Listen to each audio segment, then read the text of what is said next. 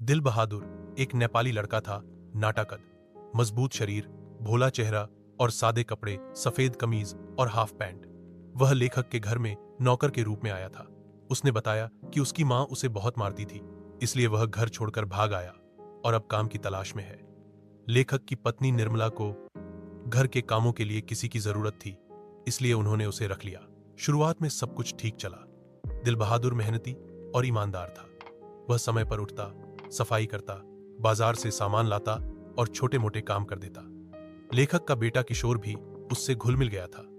कभी कभी वे दोनों साथ खेलते भी थे। समय बीतता गया और धीरे धीरे घर के लोगों का व्यवहार बदलने लगा।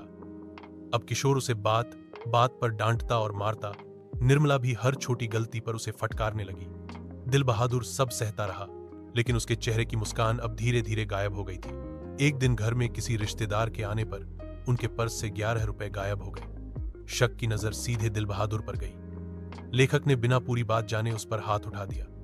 निर्मला ने भी उसे खूब खरी खोटी सुनाई। दुख और अपमान से भरकर वह रात को चुपचाप घर छोड़कर चला गया।